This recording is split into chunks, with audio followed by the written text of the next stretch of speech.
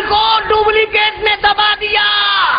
اور مجھے کہنے دو کہ ان انگریزوں کی دین ہے کہ صرف گھی ڈپلیکیٹ نہیں، صرف انڈا ڈپلیکیٹ نہیں، اور صرف مرغا ڈپلیکیٹ نہیں، انگریزوں نے ڈپلیکیٹ ملا بھی نکالا. اور تمہارا جی چاہے دیکھ لو، جو انگریزی ملا ہوگا، ڈپلیکیٹ ملا ہوگا، وہ تام جھام، وہ امامہ، وہ پگڑی، وہ شیروانی، وہ جبہ و دستار، خدا کی قسم دیکھو گے نظر نیچی ایسی تسبیح پڑھتا ہوا فرشتہ، تمہیں گمان ہو جائے گا کہ کوئی قافلہ فرشتوں کو جا رہا تھا، اسی میں یہ چھوٹ گئے ہیں. تم جبہ اور دستار دیکھو گے، تم امامہ اور پگڑی اور چشمہ دیکھو گے، اور آگے پیچھے ختم حشم دیکھو گے، تمہیں شبہ ہو جائے گا کہ اسٹیج پر ڈائریکٹ آسمان ہی سے ٹپک پڑے. اس کے سامنے سیدھا سادہ مولوی، اس کا تو خادم بھی نہیں لگے گا. لیکن تمہیں کیا مولوی، اس کا تو خادم بھی نہیں لگے گا. لیکن تمہیں کیا معلوم ان کی ولایت سے آئی ہے. یہ خدائی ولایت والی نہیں ہے ولایت، یہ ولایت کے راہ سے آئی ہے. یہ ڈپلیکیٹ ملا ہے، چال چلتا ہے مکاری سے.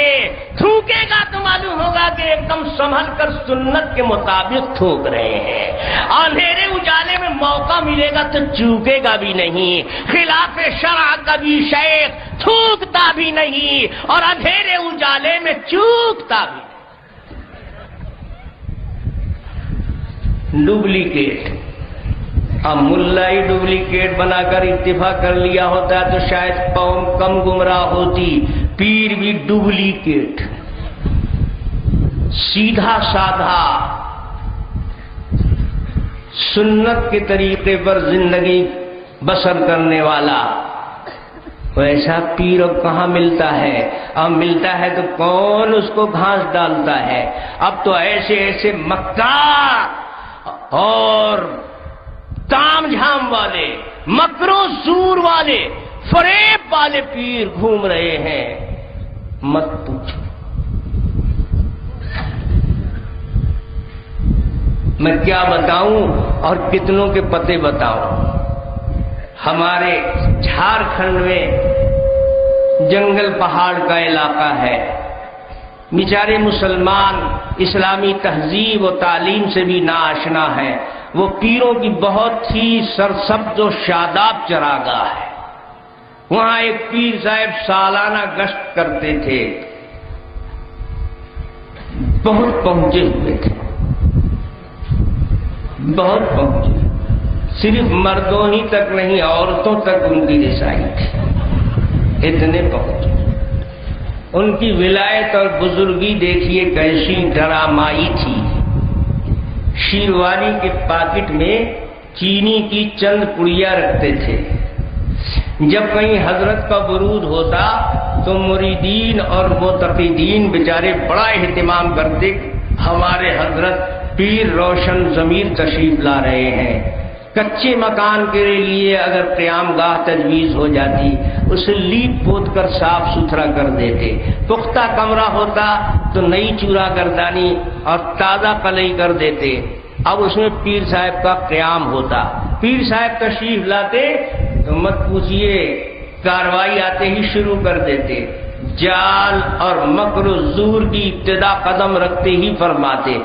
کمرے میں داخل ہوئے، قیام گاہ میں آئے اور لوگوں سے کہا آپ لوگ تشریف لے جائیے، سفر کا تھکا ماندہ آیا ہوں، تھوڑا دل دماغ قابو میں آ جائے، ہوش حواس سلامت ہو جائے، پھر آپ کو زیارت کا اور ملاقات کا موقع دیا جائے گا.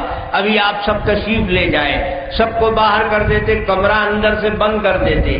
اندر سے کمرہ بند کرنے کے بعد وہ چینی کی جو پڑیاں رہتی تھی شیروانی کے پاکٹ میں، اس میں سے 2-3 پڑیاں نکال کر اور چینی ادھر ادھر کمرے میں ڈال دیتے تھے. 10-20 منٹ کے اندر چونٹے بڑی تعداد میں آ جاتے. اب کمرے کا دروازہ کھول دیتے، مریدوں کو پتہ لگتا کہ اعلان ہو گیا اور حضرت آرام فرما چکے، اب چانس اور موقع دیا جا رہا ہے، ہم لوگ بھی چلے مصافحہ کر لیں، فیض حاصل کریں۔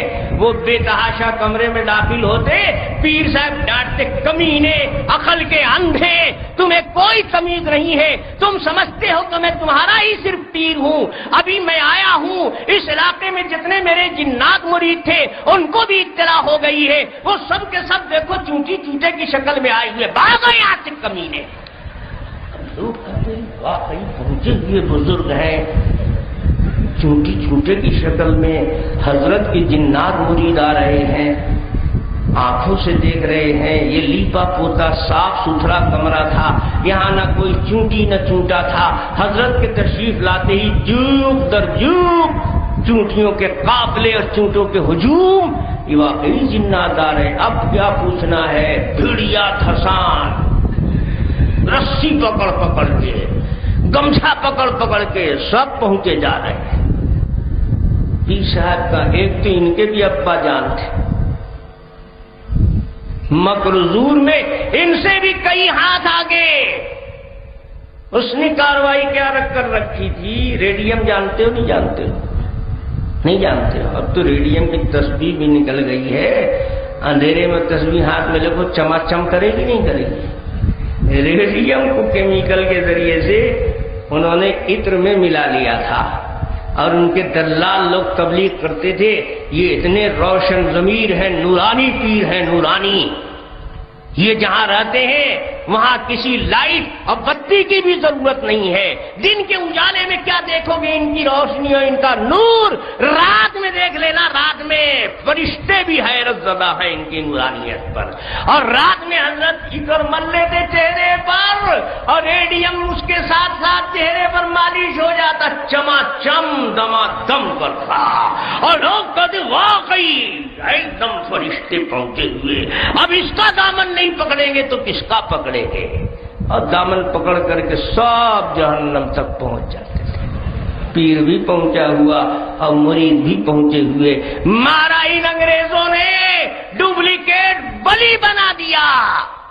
اب میرے بھائیو اتنے پر بھی قناعت کر لیتا تو شاید کوئی ذرہ ایمان کا بچ جاتا، لیکن ان انگریزوں کا کمال دیکھیے، ڈپلیکیٹ ملاؤں سے قوم کو، جاہلوں کو جوڑ دیا، ڈپلیکیٹ ولیوں سے جوڑ دیا، اور اس نے دیکھا کہ یہ ملک ولیوں کا ہے، یہاں قدم قدم پر خانقاہیں اور مزارات ہیں، ہر جگہ پر اولیاء لیٹے ہوئے ہیں، اگر یہاں ایک نبی ہم پیدا کر دیں، ذرا سا یوریا سلفیٹ مار کر تو دیکھو، یہ زمین بہت سرخیز ہے، مارا انگریزوں نے یوریا سلفیٹ کی ایک نبی بھی جعلی پیدا کر دیا، اور اس کی بھی امت تیار ہو گئی کہ نہیں؟ نبی تو دو پیدا کرنا چاہا تھا، ایک کم وقت جو ہے الیکشن لڑنے سے پہلے ہی بیٹھ گیا، زیادہ ہوشیار تھا،